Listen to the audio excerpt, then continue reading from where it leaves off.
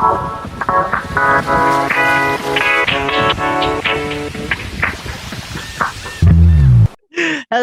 to everyone all over the world. Magkakasama na naman tayo sa panibagong kwentuhan this Saturday evening here at the Ganito Kasi Yan Pod, a podcast where we talk about anything and everything under the sun.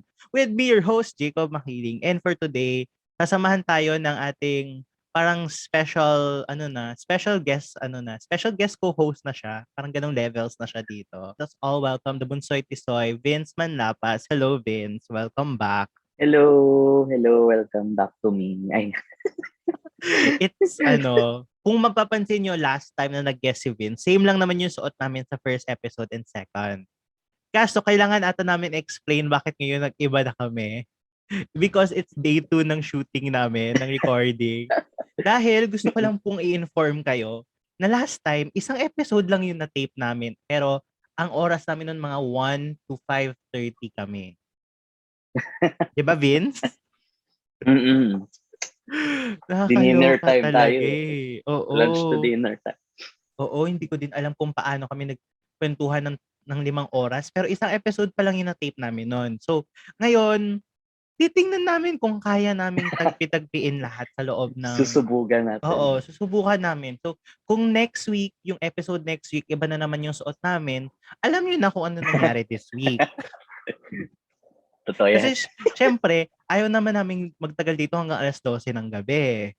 Hindi naman namin kaya yon. Pero, sige, titingnan natin kung anong abot kaya na. So, bilang 25 na si Vince, pag-uusapan natin ng isa sa mga key ingredients ng pagiging 25. Boy. So, ang topic natin ay independence in employment. And actually, dapat isang episode lang siya last week. Pero, syempre, gusto namin pag-usapan yung mga trust issues natin, yung mga trust namin sa mga bagay-bagay. So, di ba? Ang ganda nun eh. Kasi, planado namin yung flow. Tapos biglang, Ilang oras tayo nagplano Oo. nun, ba? oo. 1 to 5 din ata. 4 hours kami nagplano, pero nabago lang din naman. Masasabi mo bang ano ka na ngayon? Independent ka na ba? Konting independent. Ano bang, Ano ba? Explain ko ba?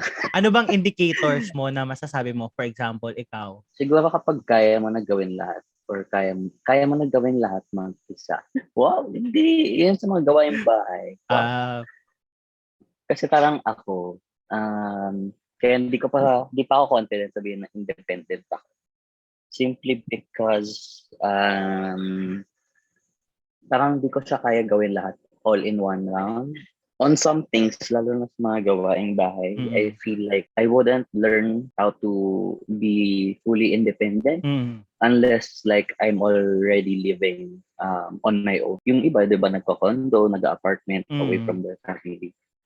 So I think that will come maybe next year. I'll realize na, kasi ako, I believe na kaya ko naman. Kaso it's that I'm not yet given the opportunity to live on my own and do everything. So ayun nga. So wait, parang na-intriga ako dun sa sinabi mo kanina. Kasi may nabanggit ka about independence, di ba? Na living alone, tas parang sabi mo, yung iba bumubukod, nagko-condo or nag-apartment. Bakit parang meron kang inaano dyan? Meron kang pinapahiwatig? Grabe. Wala lang. Maliit lang naman siya na-achieve. Hindi kasi last week na turnover na yung condo na binabayaran ko for 6 years. Binabayaran ko actually 6 years ago. So when I was 19, kinuha ko siya on pre-selling and di ko alam kung na-share ko na dito na I started working at 18.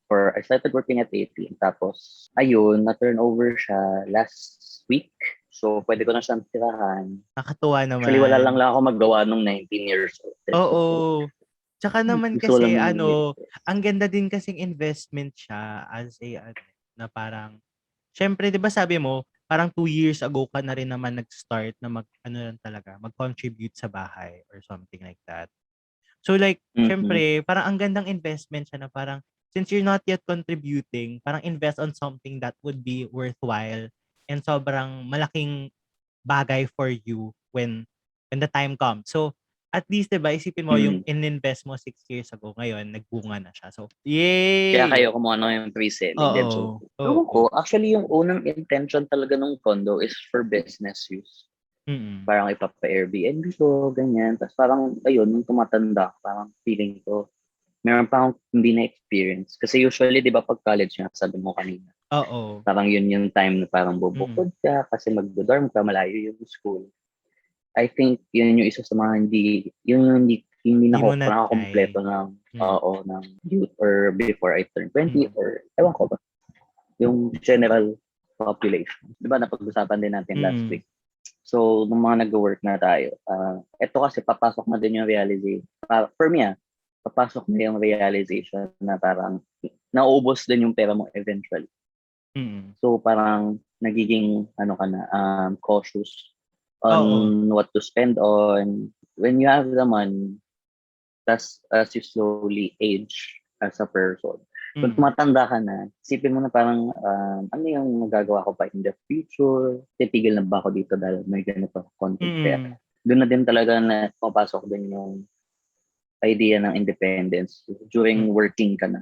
Kasi you want Oh. to live a Mm. comfortable life. Mas nagiging smarter ka na with your decision sa money. And ako, masasabi ko na earn ako mula nung nag-pandemic. Naging smarter ako with the decisions I make. Tama naman. Baka naman din, Mm. tsaka yung kaloka. Tsaka baka isipin niyo talaga na baka lang hangover kami sa previous episode. Baka lang isipin nila. Pero Mm. ang laking factor ng money Mm. when it comes to independence. And Oo. ayun, sa employment din naman natin nakukuha yun. Mm. So, dun talaga, may money involved talaga when you want to live independent. Oo. Siyempre, hindi maiiwasan na mag-ano tayo, na mag-resign tayo sa mga companies natin or organizations that we're affiliated with, employers, ganun. So, parang kailangan din, if we're being independent na, if we're independent, isipin natin what would happen next month or like kung ano yung kalalagyan natin after nating umalis. If may sasalo ba sa atin? Kasi 'di ba, ang hirap kung sige magre-resign ako next month kasi napapagod na ako. Parang bakit? Sige, sino magpapakain sa'yo next month? 'Di ba? Kung iisipin mo, like kunwari, sabihin natin, nagbabala ka mag-resign tapos parang November na or October na. Siyempre, antayin mo na lang muna mag-December, antayin mo muna Christmas bonus. Antay mo mga 13th 13th month. month. Oo. Ayun, speaking of resign, ikaw ba, Jacob? Sa mga freelance mo, may resign experience ka na ba or what? May isa, yung siguro sa freelance, meron akong isa na after kong tapusin yung project, hindi na ako nag-sign in dun sa app mismo. Meron akong parang, hindi naman siya resign story. Resign ba tawag dito? Siyempre, we choose to resign sometimes because the grass is greener on the other side. Sometimes kasi, nakailang sometimes na ako kasi hindi ko alam kung paano ko i-phrase yung mga words ko. I somehow jump ship. I joined Mm-hmm. another ship. But that ship is parang, kumbaga, kung yung isa super ferry, yung isa yung kalaban ng super ferry. So, it's up to Ah, you kung paano nyo i-phrase yon, kung paano nyo anuhin yon. Pero technically kasi, it's not naman, so sometimes we need to make the smartest economical decision. 'Di ba? Which shows na bago pa lang siya. Which exposes myself.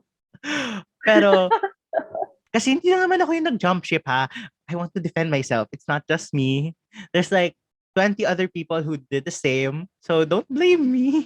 ah, Oo. Honestly, hindi ko nasabi talaga na pumunta ako sa kabilang ibayo na hindi ko siya masabi mhm. straightforwardly kasi alam mo yon, Sa employer sometimes mo, you feel like, oo, sometimes you feel like it's betrayal. O sige, it's betrayal. Sige, go. Pero nalilipat ka, I don't know anymore what to say, pero actually kasi I didn't actually deliberately said word for word na kung ano yung totoong reason. I said Ah, other okay. reasons that also coincide with the reason I left. Like, I want to Oo, focus oo. school Gets. kasi I'm changing university. So, ibig sabihin that's a new adjustment period. So, I feel like, Which is totoo naman din. which is totoo naman. I just didn't say one specific reason. Parang ano to, Mm. lying by omission. Nahirapan ako bigla. Saka na yung bola. Hindi, ito, parang, just scary nga yun, actually. Mm. Siguro part 2 to ng episode 1, pasok to sa things we wish we knew before we turn 20 or Pero actually, when we part turn 2 naman 20. talaga to eh. Part 2 ba talaga to? Okay, sige. Kasi parang for me, there's a difference between kapag corporate. Oo. Somehow there's difference kapag Mm. corporate as freelance. Kasi pag corporate, kahit naman anong reason, yung sabihin mo ba't ka magre-resign. Like sabihin natin di ka naman ganun ka Happy. big deal sa corporate. Like di ka super big deal sa corporate. You can give any reason to leave. For me, I feel na ganun. Unless parang ikaw yung parang nilulook up sa corporate. Tapos, tsaka usually in corporate sobrang higpit. Like, usually, di ka talaga makakatalon sa direct competitor. Oo. There's always like a non-compete mga 1 year bago ka makalipat sa others. Siyempre, usually startup, recommend ka ng friend mo, dito ka mag-work. So parang meron kang a certain level of affinity. Medyo may personal connection somehow. Na ang hirap talaga. Like, I feel na parang for me, parang ang hirap nga din naman talaga sabihin na, there's better opportunity on the other side. And I'm considering it. Parang manghirap sabihin sa kanya nun na parang we give you this. Parang alam mo yun, ikaw din mag-overthink ka na sasabihin. Parang iniisip mo sasabihan ka na, we accepted you here, you started here. Tapos alam mo yun, parang feeling nila syempre mabebetray sila kasi direct competitor pa yung lipat. For me, siguro na lang based din sa mga narinig ko, yung stories in the past, parang mas masakit na marinig na hindi sinabi na direct competitor yung pupunta. Parang mas matatakot ako doon lalo na kapag nalaman. Yung sa'yo ba nalaman? Oo! Alam na alam, gano'n. Kaya, actually, ito yun. Ito. Sana hindi siya nakikinig ng podcast ko.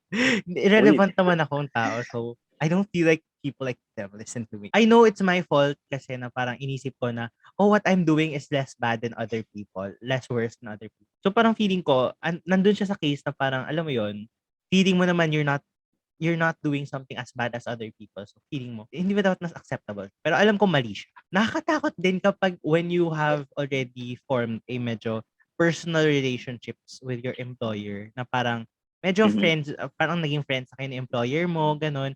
So, nakakatakot talaga kapag out of your work relationship, nagkaroon na rin naman ng personal connection with people. Siyempre, lalo na if ang level nyo is like boss and employer and then employee. If you choose to jump ship, there's always this risk of destroying what was formed, the connection or the friendship. Siguro on that note, kasi nga 'di ba, freelance naman din talaga. Oo. And parang meron kasi 'di ba industry na parang merong pero yung mga for example, freelance unspoken writing. rule ganun. Oo. Like parang freelance writing. Let's say alam ko may app like for example this website and then this website na parang people are on both websites naman. So parang for other industries pwede naman siya.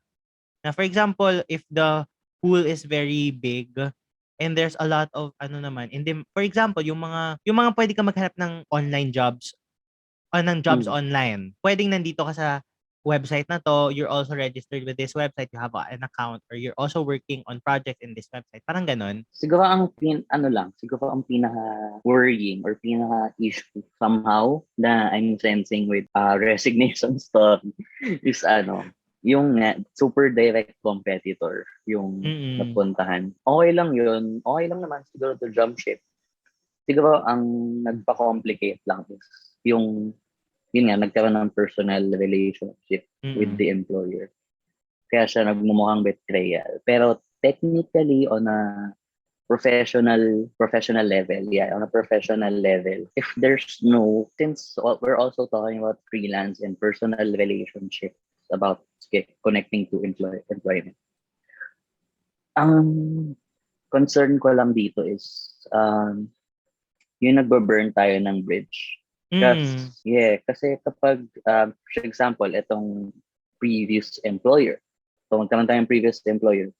Tapos parang we somehow betrayed them or we made them feel na parang, we lied to them or, we moved to the direct competitor. Siyempre, parang naapektuhan yung relationship natin and yung kung paano nila tayo nakikita as an employee. So, siyempre, you'll never know where they will go in the future na parang mamaya magiging may-ari sa nag-boom na business tapos you're considering to go to that company kaso siya yung magiging hiring manager mo for the position, di ba? So parang ang laking factor na dapat for me, na hindi tayo nag-burn ng bridges, people na who help us din naman in the beginning and in a professional way. Siguro if there's a better way to twist things up, go back in the past. It's going to be probably na magtanong tayo na parang message sila, they're saying na ganito yung what they can do, what they can offer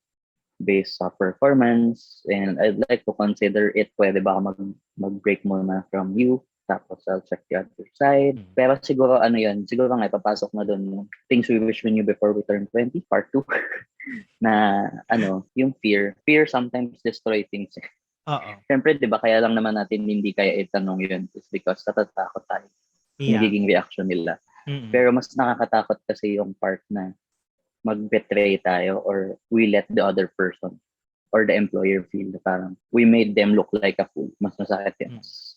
Mas dapat kang matakot sa magiging reaction nila on that. Alam mo, yung sa resignation story ko, somehow, di naman ako naging ganito kakalat. Ay, ganyan ka. Dinaot na kita. So, simple lang. Simply because, yun yung parang foundation ko when it comes to resigning na parang ayokong mag-burn ng bridge kasi kahit nasa corporate world ako, I know it's going to still, maliit ang mundo as in. Like ako magugulat na lang ako minsan na naka-work ko to sa same company kami before. Nagkakawas na pala kami ng paths, tas ngayon same company kami ulit. Sobrang maliit yung mundo. And I'm really careful of my employment. Bago pa lang din ako pumasok sa isang company, chine-check ko na kung magtatagal ako dito. I will leave. I'll make sure na I'll do it in a legal way. In a legal way. Kasi, meron bang illegal way? May illegal way na parang a wall, if you're familiar with that or na bigla na lang mawawala. Meron din kasi mga tinatawag ng background checks when you move to another company. Ayun, syempre ang hirap naman ilagay sa portfolio mo or sa resume mo na nag-work ka dito tapos bigla ka nag-awol. So ayun, very, very careful. I think meron lang isang one time na nag-resign na ako. Siguro ang isa sa mga resignation stories ko, somehow hindi siya resignation directly from a company but it's like a resignation na para malipat or ma-promote. To expound on that story or to tell more about that story. At the age of 19 or 18, I know I'm performing well. I know I'm doing well and kaya ko nung mag-move to the next step. Di ba merong manager, yung immediate supervisor, tapos merong senior manager. So, mas matataas pa yung director. Yung director, sinasabihan na ako parang, huwag ka munang maging supervisor kasi masyado ka pang bata. Hindi mo pa kaya. So ako, I feel na parang, bakit parang ganito yung tingin? Parang, just because I'm too young, parang sasabihan na ako na hindi ko pa kaya. So parang, syempre, ewan ko kung ako lang ba, pero, di ba yung mga age na 18, 19, 20, may pagka-rebellious pa tayo.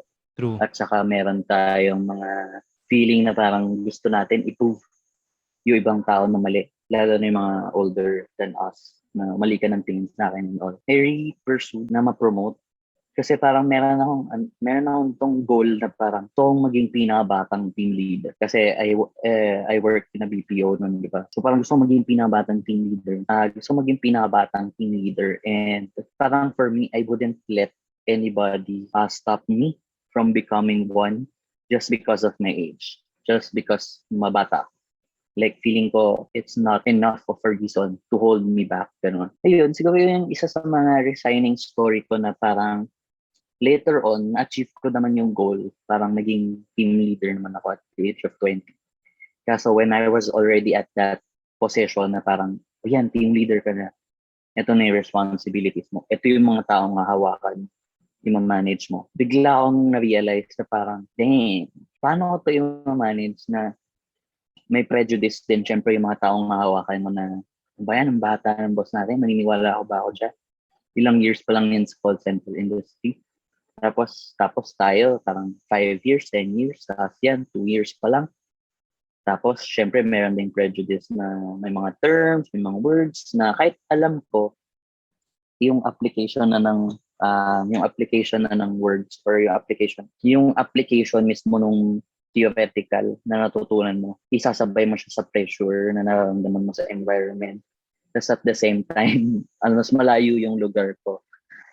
Kasi before I become a team leader, parang I was working at Eastwood, tapos biglang yung office na move na sa Cubao. So mas malayo. So maraming stuff na nagpa-factor in that kailangan ko i-manage.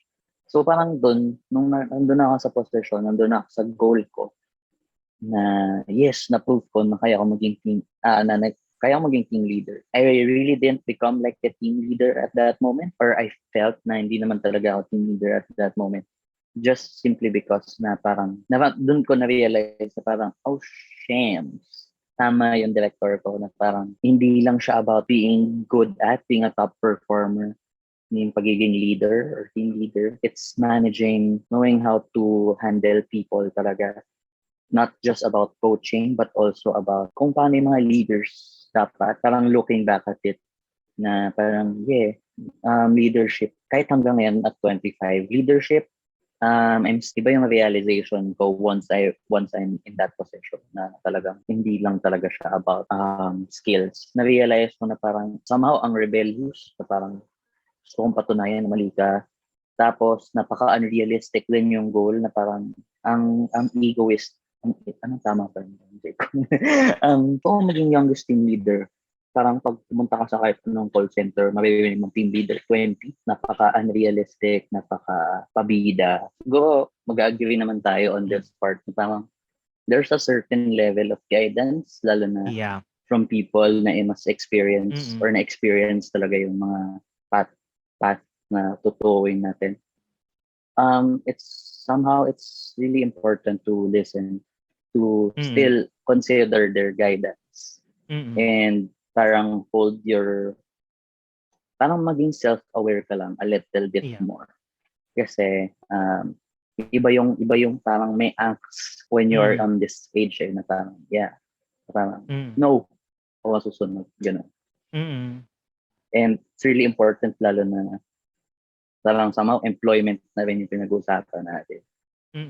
And we don't want to do anything that will harm. So since na-bring up po yung education, pag-usapan naman natin yung generational gap natin. Kasi kahit naman sabihin natin age-wise, hindi tayo nagkakalayo in terms of like generation. In terms of the educational system, may malaking generational gap. Sige, unahin ko na yung sa akin. Kasi yung sa akin yung medyo nakakalito. Nagigets mo pa rin? Nagigets mo ba yung sa amin? O hindi? Siguro hindi ko lang mag-gets yung part na, kasi sa amin, wala, hanggang 4th year high school lang, tapos college na after that. Ang alam ko about K-12 is that may additional 2 years. Tama ba? Yes. So yung additional 2 years, like, anong ginagawa niyo pa doon? Or, sige, anong ginagawa niyo doon sa additional 2 years? Okay, sige, address ko muna isa-isa. I think one of the changes din sa senior high was science, the science teaching. Pero as far as I know, what they did is hinati-hati nila lahat ng sciences. Na per year, there's a bio, there's a chem, there's a physics, and there's science. Yun yung ginawa nila ngayon kasi parang kung isipin mo, yung tinuro sa yung, kunwari, ano bang first year? Kunwari, general science, environmental science. Pagdating mo ng 4th year, pag nag-sets ka, anong masusulat mo, first year mo pa natutunan yun. So, I think that's the purpose of hinati-hati. Tsaka yung... So, ganun sa inyo?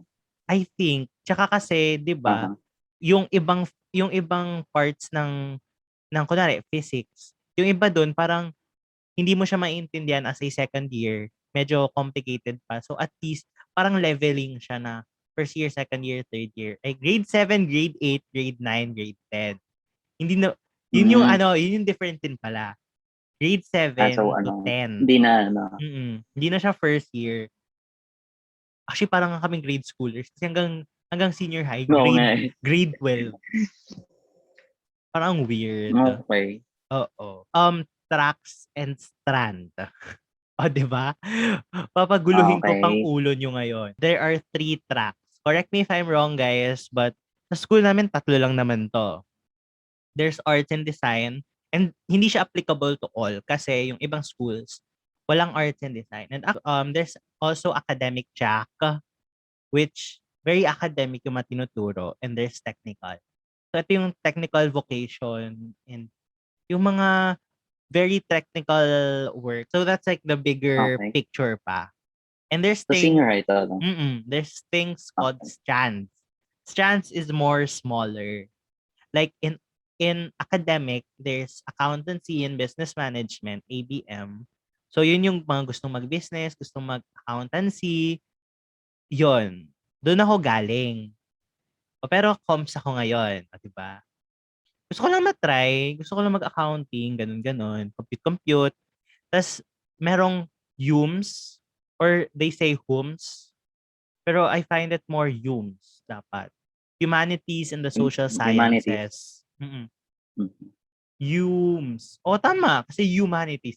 Hindi naman humanities. HUMS nga, tama. Sino nagsabing humanities? Saan mo Kasi narinig yan? kasi may nagsasabi ng HUMS. Oo. Galing daw Alam sa ko nga sa HUMS. college nga narinig ko yung so, 'Di ba? parang And wala then akong narinig there's Anyway. STEM, science, technology, engineering, and math. So yun yung mga science, yung mga matatalino, dun sila. Syempre hindi ako doon. Sa technical, alam ko there are schools that provide mga farming, fishery, um parang meron ding parang hotel and restaurant something. Tapos there's ICT. Oo. Parang information, communication, and anong ICT? Di ako sure. May communication ba yun? Ano? Information, Alin? ICT. Wait lang, what's the ICT? C? Information and Communication. Ay, STEM. tama ako. Asan yung system Hindi ko doon? Asan yung S? Ano ba? ICT and okay. Oo. Information and Communication Technology. So tama ako, may communication nga. Okay, hindi ako sure kung tama Well, ako. yun lang naman ang magka-related. Oo. So ayun nga. So there's ICT, and then alam ko sa ibang schools meron silang parang beauty care or something. Meron din cookery or something. Yung parang pwede ka magluto-luto. Oo. Tapos sa arts and design, alam ko there's theater, there's music, there's dance, there's literary arts, and there's visual arts. So iba-ibang klaseng arts. So yun, that's K to 12. That's basically everything supposedly. So, Wait, yun yung hindi. difference. Yun yung niya, yun yung basic structure niya. I think we can Yung tackle more differences about ng it. structure. Mm-mm. So, itong additional 2 years, ewan ko kung tama din yung mga naririnig. Mm-mm. So, kasi parang may nagsasabi na parang, at least now, you have the option to try kung anong sa tingin mong path. Kasi sa amin, di ba, after namin mag-high school, kailangan namin pumili ng course. And one of my main concerns after I graduated high school, or nung pag-graduate na ako ng 4th year, is that I'm not yet so sure if this is the path na gusto kong puntahan. Like, in the next 5 years ba, ito ba yung magpapasahod? Ito ba yung magpapabigay sa akin magandang future? Tapos magsasayang ako ng pera on this course sa college na to. Tapos bigla naman, ayoko kasi mag-shift. Like, feeling ko, magiging waste Gusto of mong time. panindigan kung ano yung sinimulan. Oo, gusto kong panindigan. Yes. Like, kahit sa, ayun. So totoo ba na itong additional 2 years, you have like to try, or you can stop. Okay. So sige, doon tayo sa question mo. For me bilang galing ako ng Okay, bilang galing ako dun sa system na 'to, yes, we got to try what we're going to do sa college. For example, kami sa ABM, we got 2 subjects or 2 courses na accounting. Tas we got a few business courses like economics, um, marketing, business ethics, gano'n. So, in fairness naman, kung gusto ko mag-accounting, feeling ko naman kinaya ko naman siya kasi nakapag 100 naman ako sa accounting. So, feeling ko naman if ever, okay siya. Feeling ko ang ano dun is that you know what it feels like. So, like kunwari high school pa lang nakikita mo na na tagilid ka na sa accounting or tagilid ka na sa engineering, may space ka pa, may time ka pa para palitan mo yung iniisip mo. Palitan mo yung ambisyon mo sa buhay. Oo. Oo. So, I guess it gives you an idea of what your world will be like. Kasi ang hirap din ng may pinapasok ka ta's parang hindi mo naman kayang panindigan na, "Ay wait lang, parang masyadong mahirap 'tong pinapasok ko. So, no, let's shift out." Yun din yung maganda kasi, nata-try mo siya. Pero kayo 'di ba may ano ba kayo, umabot ka ba sa era ng NKAI? Ano yun? Hindi, parang Parang hindi. 'pag third Or year meron kayong parang examination, parang career assessment examination. ewan ko, may ENSAT ata. Yun ba Ano yun? Iba ba yun? yun? Ano yun? Hindi ba siya Ewan ko, meron, hindi siya achievement test ha, kasi ano siya, actually achievement ay, test joke, siya ano at ba yun? Sinabi first, ko. pero sa NSAT sabi mo, achievement test Grabe siya, kasi, go, feeling go, ko go. hindi ENSAT nga yun. Pero naalala ko, meron kami isang tinik nung high Mm, school kami. Tapos, siyempre, sasagutan. Tapos, lumabas yung result. Tapos, sasabihin doon kung saan, parang merong suggestion doon kung saan kang path magandang kunin. mm. Tapos, parang nakuha ko So, ata sa may arts something. mm. So, apparently, I did my research na ngayon. 2007 to nag-start yung NKAI, so ibig sabihin naabutan mo siya. Oo. Yun din yun. 2007? Okay. Oo. So, career, ano siya, career assessment siya. Ganun, same. We also had that, and then it says kung anong strand or anong field yung pwede mong pasukan. So, ang top 3 ko Ito, doon, grade 10 ka nag-take hindi, nito. grade 9, third year. Grade 9. Okay. Kasi Okay. parang, hindi na rin siya ata nilipat. Kasi di ba pag third year, kunwari, makukuha mo yung result sa start ng fourth year. So, ibig sabihin, just before Oo nga. ka Yes. nag-a-apply for entrance test, makuha mo yung results. So, ako, Okay. ang Yes. nakuha ko nun, parang mga communication, mga media, ganon. And then, third na yung business ata. Oo, I think. Ikaw ba, ano bang nakuha mo dun? Sadly, anong mga nahanap mo, Vince? Wala pala akong soft copy. Tapos hindi ko na alam na sa baul pa Mm. ata. Ako Pero ito, ang nahanap alam ko ko, siya. arts. Somewhere arts. Ayan. Tingnan nga. Wait lang. Ayan, parang ganyan nga yan. Oo. Yan. Tapos parang may isang papel yan, di ba na ano? Oo. Hanapin mo yung number. Oo, Something. yung sa likod. So, yun. Yun. Yan. So, May yung ganyan ako. akin actually, first preference, the arts. Oo. Second ko, media and communication, tas third ko, personal services. Parang may ganon. So, parang it's a helpful tool din naman. Ikaw ba, helpful ba siya sa pagde-decide mo kung anong tatahakin mong career sa buhay? Somehow, O it ginulo ka was lang a niya? little like, medyo. Pero about arts din naman din eh. Kasi Mm. parang nung patapos na ako ng high school, I was being a little bit praised for the writing Mm. sa, ano bang tawag na doon? Journalism.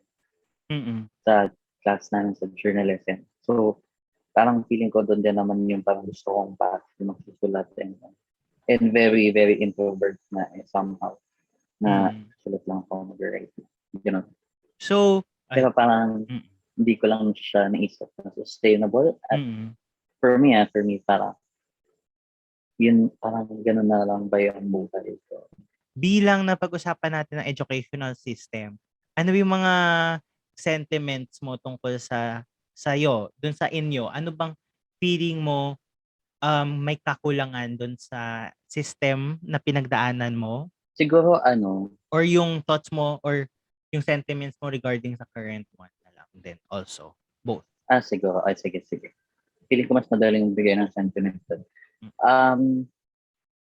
Siguro ano, ang gusto ko yung opportunity na senior high in terms of getting a feel or getting a vibe kung itong kunyari yung accounting na sinabi mo kanina, feel mo na parang hindi ka nag-excel doon. Basta hindi mo nakikita yung sarili mo on that. At least you get the taste of that experience. And makakapag-decide ka ba to, to reconsider to consider other options. Unlike sa amin na parang kung ano yung na-experience mo sa high school, kung ano yung, syempre may mga orgs din naman sa high school, Mm. di ba?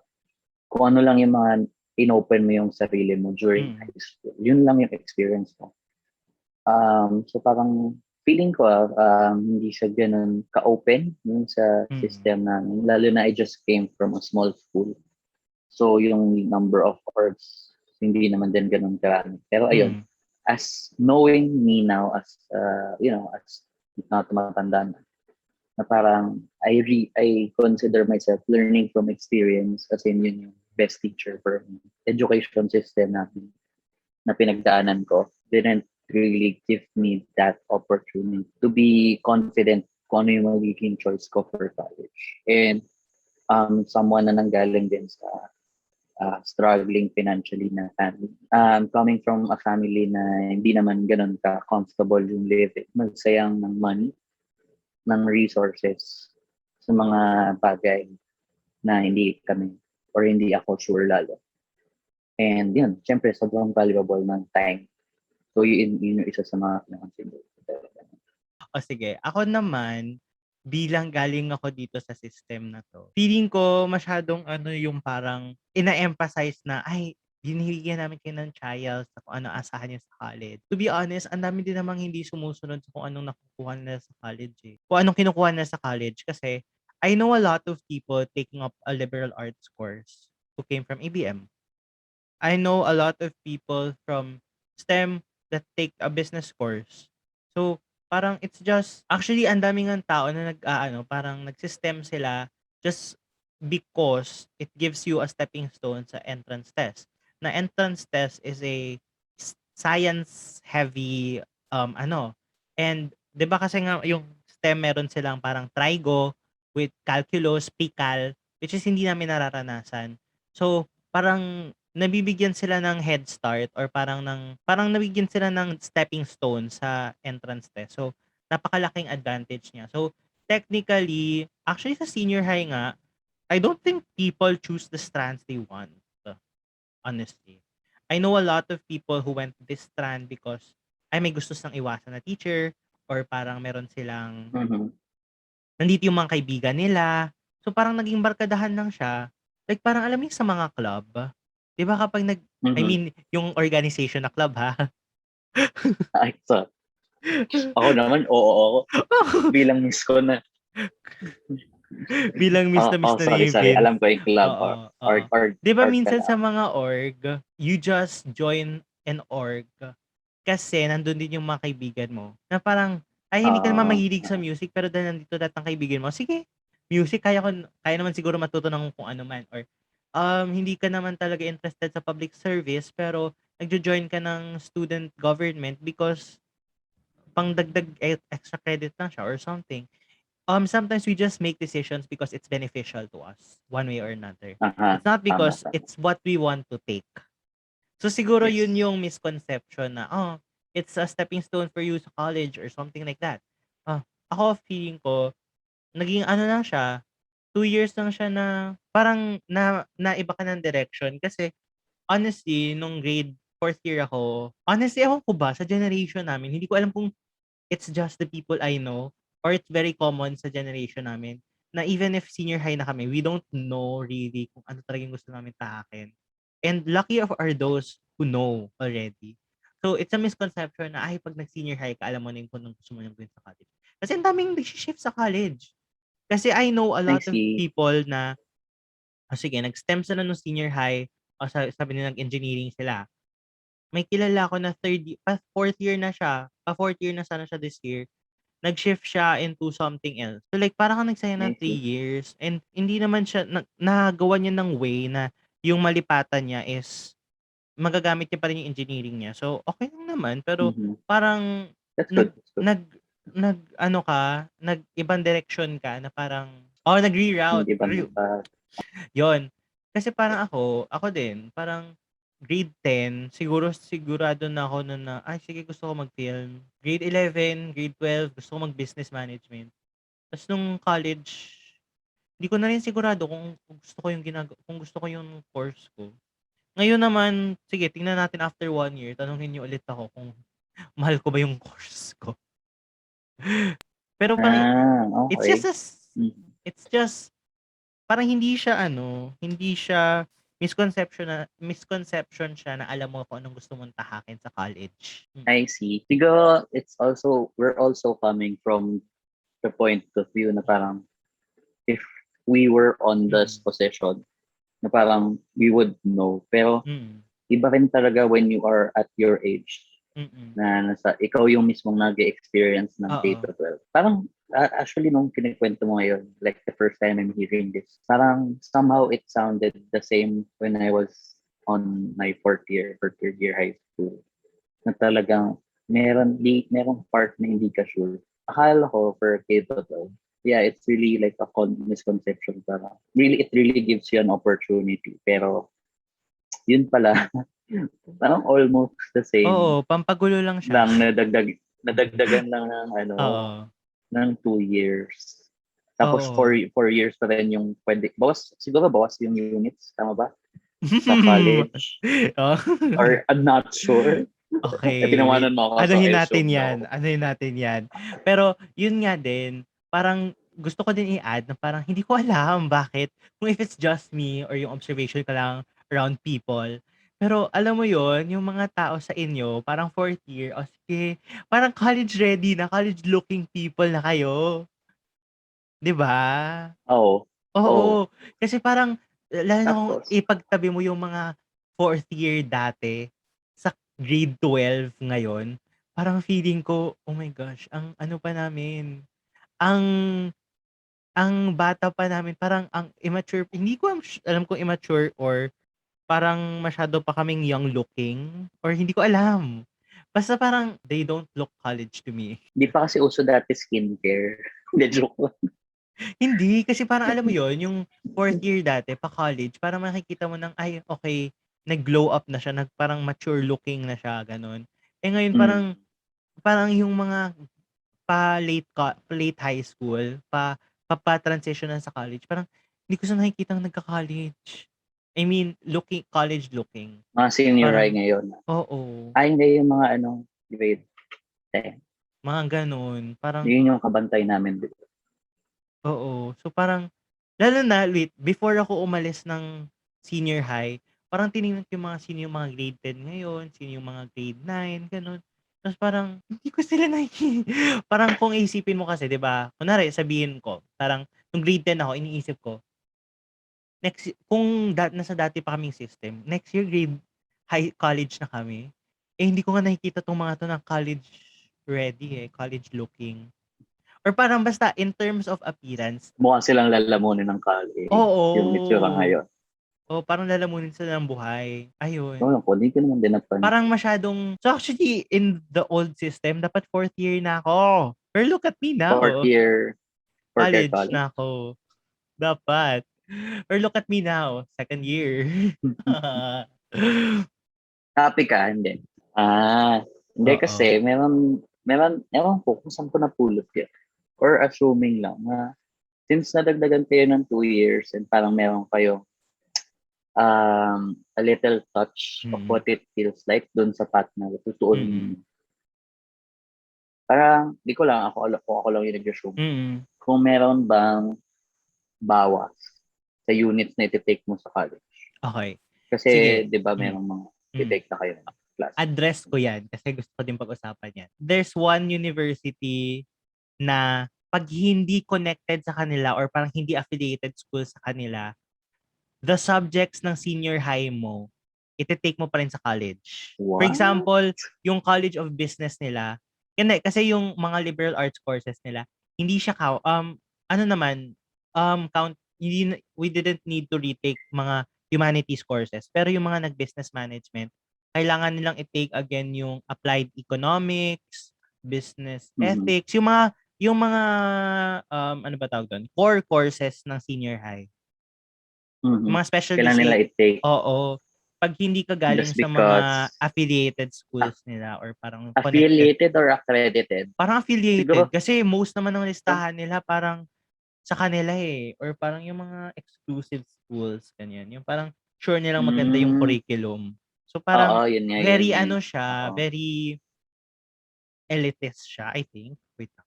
May kind of prejudice sa mga wala sa list nila. Yeah, oo. Pag galing kang like public Na high school or parang small na private school, parang isipin nila so hindi kailangan par kong yung ulitin? tinurong Mm. educate economic. Oo. Oo. So, Okay. yun. Very, Very weird siya. Kasi hindi man ako business core. So, binisita ko lang yung ano niya, yung curriculum nila.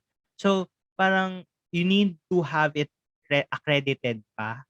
So if you're, for example, from a school that they're affiliated with or they're connected with, parang you don't need to take it.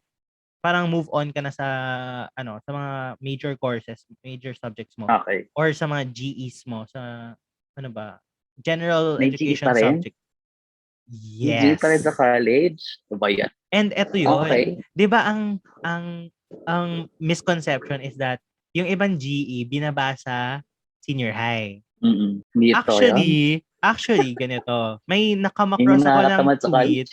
Ito yung nakakam-across ko na tweet the other day that really changed my perspective.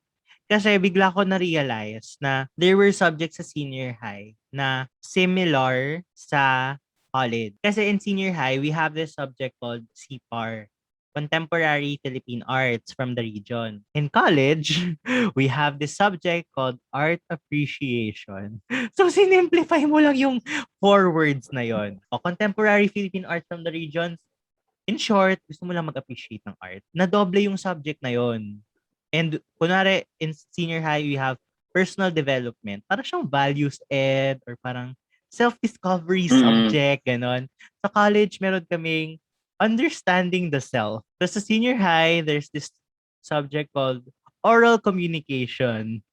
Sa college, there's a subject called purposive communication. Ayan. And Totoo. may subject sa college na parang 21st century lit.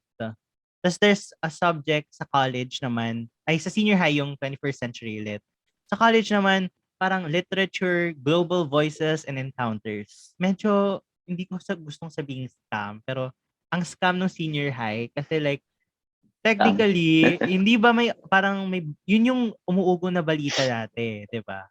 Na kapag ang senior high kasi parang pinabawasan niya kung ano dapat i-take mo sa college, 'di ba? Na parang focus ka Oo. na sa Yun yung news dati. core courses, sa majors mo. Or technically, dapat bawas na yung years mo, 'di ba? Yun yung understanding ko sa mga news dati. 'Di ba? Yun din yung understanding ko. Pero turns out, you just have to retake those subjects over again. Damn. Parang looking at it, parang mas pinahirapan pa pala. Oo, pinahirapan natin yung mga So, hindi buhay-buhay naman pala siya natin. ganun ka-beneficial. Like in the general public sense, siguro, hindi siya ganun ka-beneficial. Siyempre, kung galing ka sa affiliated school, somehow, you'll feel it's beneficial. Pero kung may mga accredited or affiliated school, tapos i-retake mo ulit. Tapos yung mga same, kailangan Tapos, mag-take ulit yung course 'di na yun. ba ang tuition fee mo pa sa college is by unit? Hindi naman like, the entire year, ito na yung tuition fee mo. So, parang that's like, dagdag na units pa. So, parang, oh my. Sumakit yung ulo ko sa Honestly, sistema na to. that changed my perspective talaga. Kasi, di ba the last time we've talked about this, parang I said na parang, oh wait, 8 to 12, I don't feel like it's pahirap because It helps you with this, it helps with this. Soul searching siya, ganun. Actually, yun yung siguro one word na pwede kong sabihin about K-12. Soul searching. Nagbayad ka ng 2 years para mag soul searching. Hindi. Grabe nga, nagbayad ka ng 2 years ng resources for money. And at the same time, yung time mo, like doon ako nasa-stress, yung time mo to live your life, to start earning and all, Di ba? nabawasan pa. So parang, okay. So can we both agree na pahirap? Yes! Hindi, oo, I knowing agree. this, kung dati parang pahirap na yung, kung dati ang hirap na nung hindi mo na nga alam yung path na pupuntahan mo dahil wala ka namang first-hand experience dun sa course. Tapos ngayon, kahit quote-unquote, parang may first taste. Kung ganito yung sistema pagdating mo ng college na di pala tama or yung assumption na meron na binigay, I think, nung in the past, parang hindi totoo. Parang ano pang purpose nito?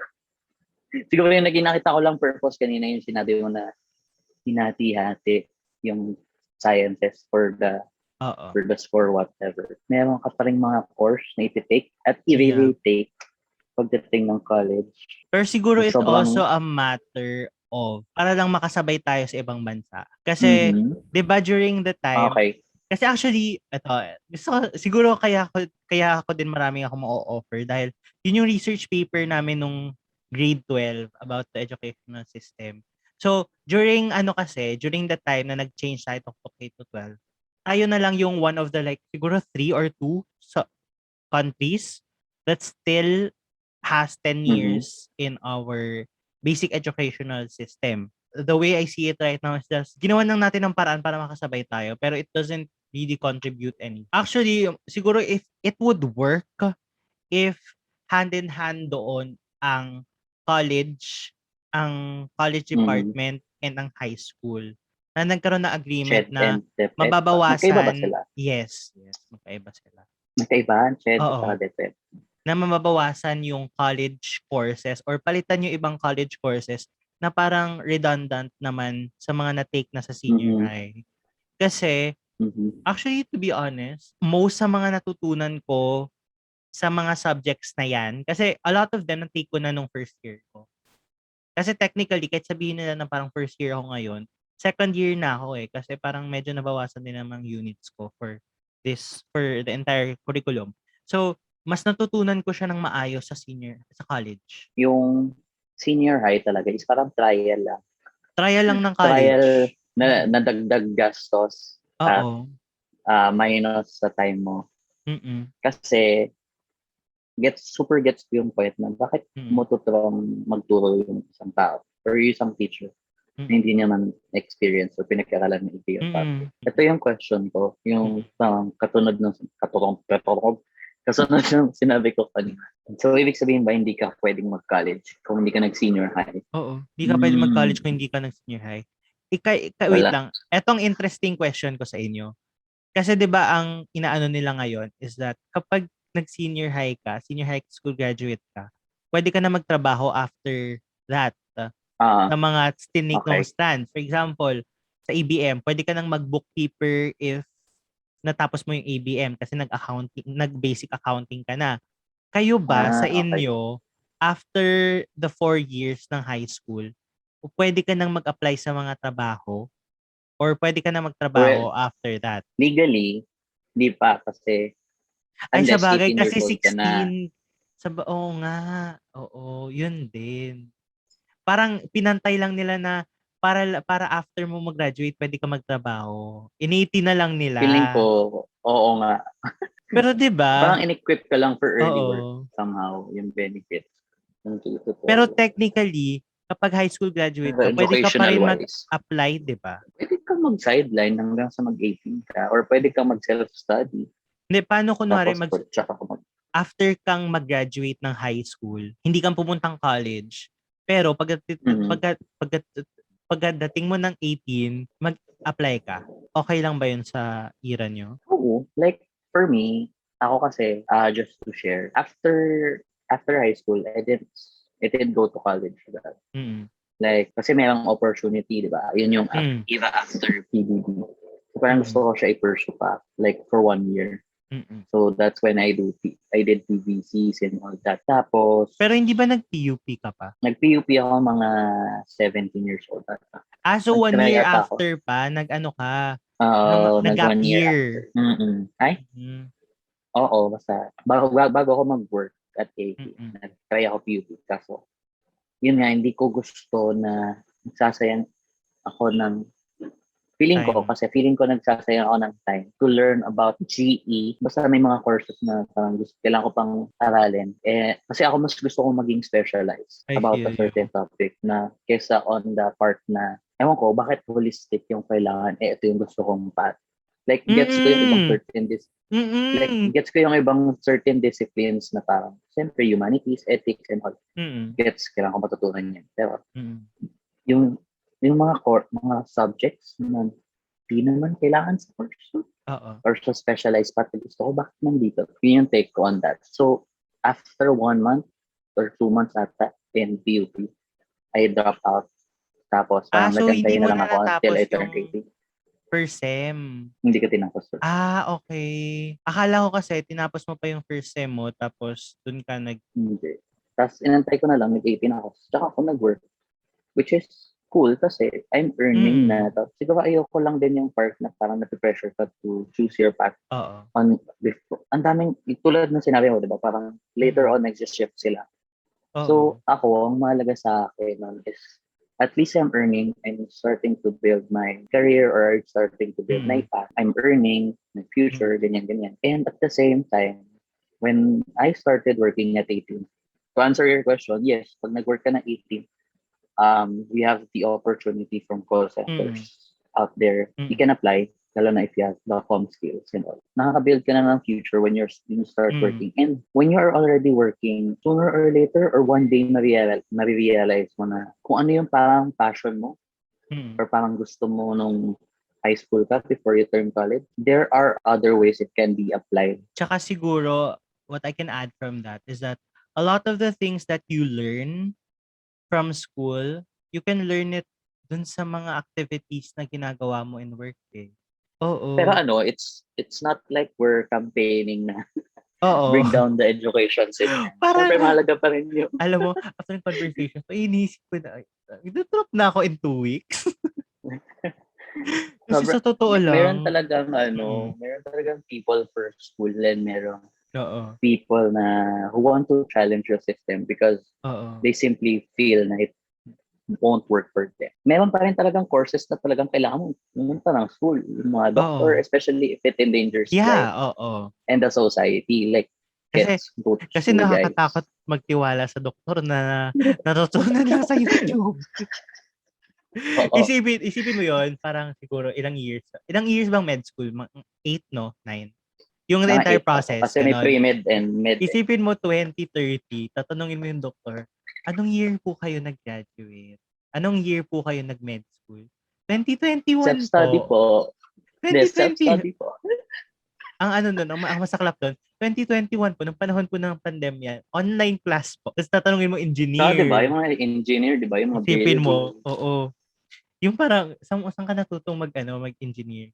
Sa online class, sa Minecraft. Pero may mga courses talaga na parang, for example, like, let's say, marketing, or kunwari, business management, kahit sabihin natin may mga... na unang naisip. Jinx. Telepathy. Kahit sabihin na, kunwari, ang daming theory sa business, ang daming theory sa marketing na kailangan mong pag-aralan, na, okay, this theory says that this is yung explanation kung bakit nila tinatangkilik yung isang brand, or parang, this is how you get a sale, this process. You're going to learn that on the process itself. Habang while you fail in your business, or habang you're doing your second try, your third try, as long as you try, you're going to learn that. As may pera ka. Basta willing ka magkwontas ng pera dyan. Pero ikaw, looking back ba, ano yung masasabi mong about your path na tinake, yung self-study mo na lang na parang that gave you a setback from other people na iba naman yung tinake nila na nag-college sila? Siguro ako, the only setback na hindi ako nag-college, like yung college Philippines. College Philippines, the only setback is yung mga local companies. Local companies, most especially. Like, I will stress on local companies. Local companies will always require A diploma. a bachelor's degree or diploma. Require that. So that's the only setback. Like, if I want to work at this as a data engineer on this telecom, they will not consider me, or they do not consider me because I do not have. When you go to the US, if they see your skills are good, you can even work for Apple, Google. Yeah, yun lang naman yung nakikita kong setback. Pero in terms of the gains, I would say mas malaki pa rin yung gains na itong path na tinuko ko. Self-discovery while working. Mas malaki yung nag-gain ko from that. By the way, guys, meron din kasi option na if you didn't go to college or parang hindi ka nakapagtapos ng college, if you have a 5-year experience on a certain field, you can apply for ETF. If anyone's familiar with that, you're gonna take modules and finish at, I think, na research ko. Some modules for some courses, you can finish it like in 3 to 6 months or 9 months, gano'n. Tapos, ikaw ba, nagaganyan ka na? Consider ko. Ako, tinatapos ko na lang yung 5 years work experience. Ay, then di ba 5 years ka na kasi 18 to 25? 7? Di counted yung iba kasi call center. Service yung nag-data engineer ka na. Okay. Nung nag-work na ako as related sa IT. Okay. Just for the sake of diploma. Pero for example, you apply for another job na kailangan ng diploma, qualified ka na. I assume, kasi siyempre considered graduate ka na. Or, si Pacquiao, diba? I remember. Sorry. Actually, may school na that allows ML as a PE. So like, why would I pay people to just grade me for playing ML? You agree, Vince? Ikaw ba? Magbabayad ka ng, magkano ba? 10,000, 5,000, 6,000 just to be graded for playing ML? Diba? Magla-livestream na lang ako. O diba? Ikaw pa yung kikita. Kung may viewers. Diba? Alright. So, there we have it. Okay, so nag-earphones na po ako. So ibig sabihin dahil nag-earphones na si Vince, alam niyo na kung anong oras na to. At alam niyo nang andilim na kanina kay Vince, 'di ba? So ibig sabihin, paggabi na to. So gusto ko lang pong sabihin na last time, ang recording namin is 2 hours and 42 minutes. Ngayon, nasa 2 hours 30 minutes na naman po. So, let's see. Before we close this episode, sige, tatanungin ko si Vince, ano yung mga, final words mo for everyone about independence, employment, and education. IEE. Wow! Gawa na tayo ng bagong course. Oo. Gawa tayong bagong education system. IEE. Oo. Going back lang din, lalo na sa kanina when we're talking about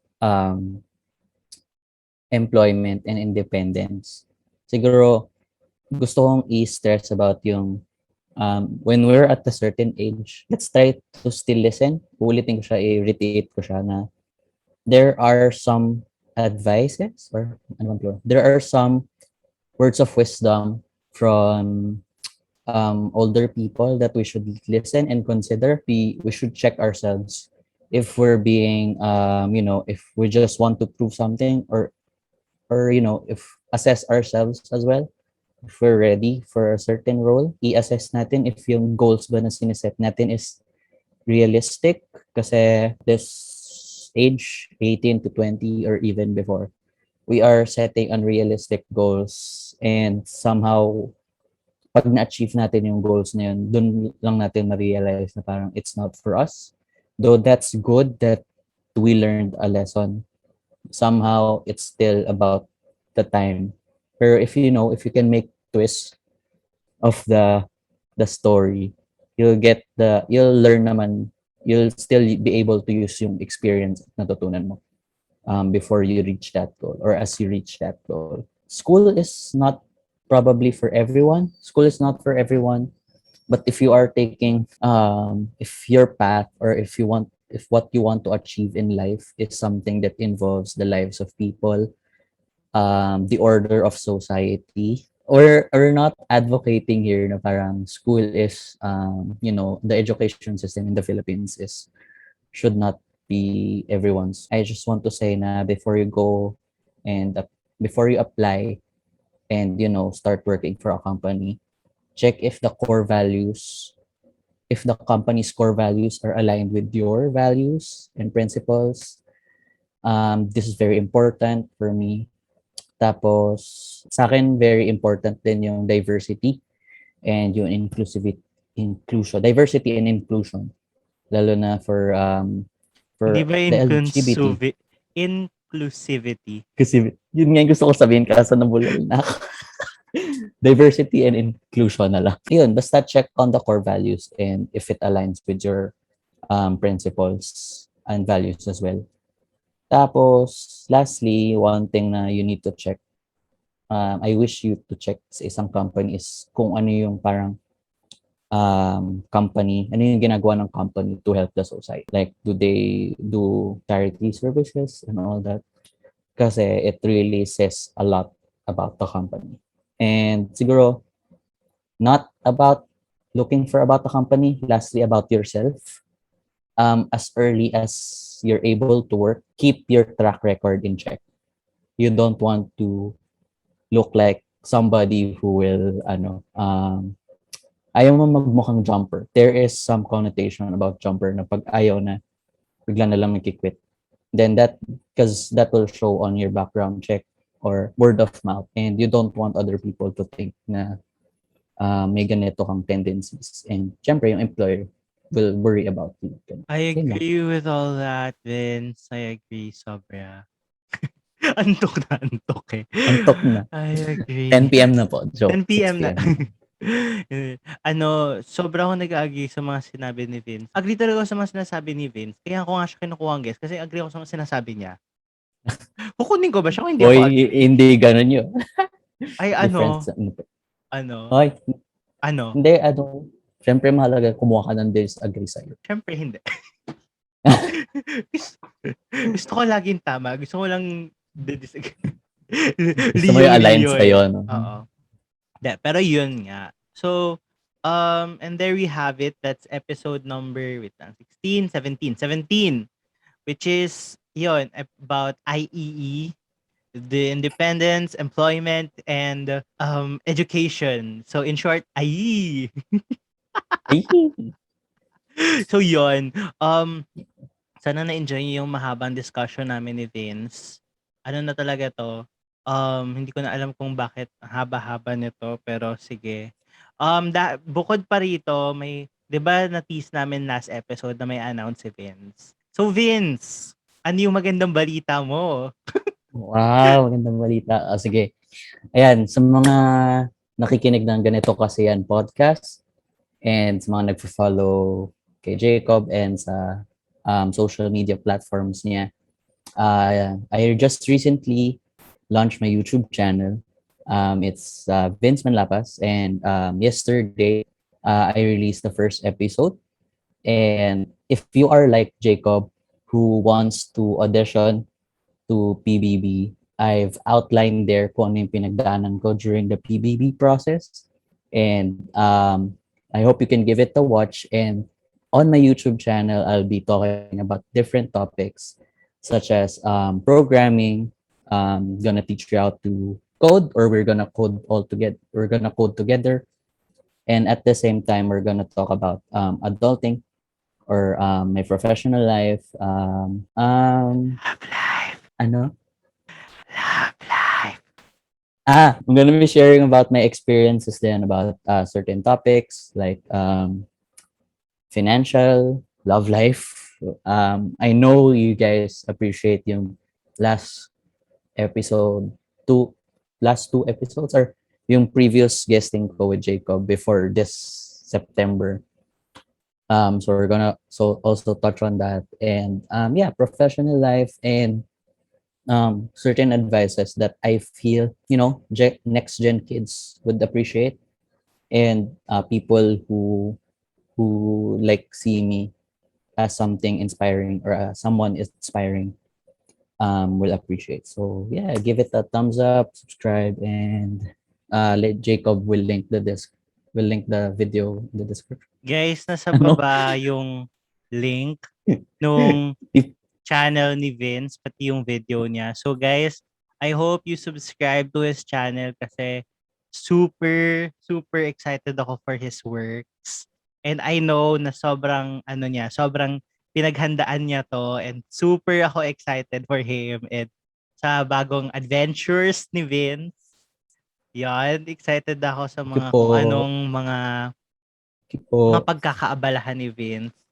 And ayun nga, kasi syempre, super, super isa sa mga, natin si Vince, trusted guest co-host. Yun na yung title niya eh. Kasi O at syempre, least hindi na love ko ako, di ba? oo. Kasi tignan nyo, sa 25 episodes ng season 2, 5 yung sa kanya doon, 1/5, 20%. Wow. So ayun nga, so kailan ba 'yan lalabas? Every kailan din ba ang uploads mo, and ano yung mga nasabi mo na pala kung ano yung aasahan nila. So tuwing kailan ba yung mga uploads mo, Vince? Hala. So for the uploads, there will be 3 episodes, 2 to 3 episodes depending on the content that I'll produce. Akala ko depending on the productivity. May scoring pala. Hindi. But follow me on IG, where and my Twitter account, Vince Manlapaz, where I'll keep you guys updated. Yeah, and click on the bell notification para you're up to date talaga when there's new episode. Yes. So ayan na nga, yun ang magandang balitang ipinamahagi sa atin ng Bunsoy Tisoy ng Rizal. Ayan, kaya may pa-cactus na siya dyan sa likod. Yan ang kanyang branding. Sige na nga. Okay, Puso mo na sige. nga, Jacob. Okay. Saan pa So, pupunta to? gusto ko lang sabihin na next week, magbabalik ang Love Guru Vince dahil Oh my God. alam nyo na Oo nga kung pala. ano ang next episode. Dahil sinabi ko Love Guru Vince is back. Alam nyo na kung Grabe. anong era to. So, next week, magandang pagtatapos sa Vince Manlapaz month natin. And after that, we're down to our last 6 episodes this season. Hindi natin alam kung ano mga mangyayari. Honestly, tape na yung 5.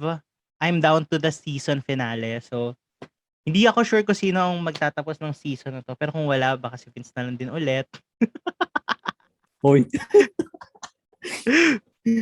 Tapos next year, hindi na to Jacob podcast lang. Dalawang joke lang. Hindi, pero, Tinagaw na. ngayon pa lang sinasabi ko na sa pagsisimula ng season 3, medyo may malaking pagbabago dahil hindi na siya actually season kasi by year na siya dahil every month, instead of a weekly episode, it's twice a month para hindi ko naman maano yung sarili ko. Oh my God, wala akong upload. So, hindi siya bi-weekly, bi-monthly. Tama ba yun? Oo, bi-monthly siya may upload. And so, ayun, 25 episodes pa rin siya, 2 episodes a month. So, ayun, excited ako for season 3 and kung anong mga plans na mangyayari doon. Di ba 24? Sorry. Hindi, yung season finale, 2 episodes. Okay. Sige. Yung December 31 episode, 2.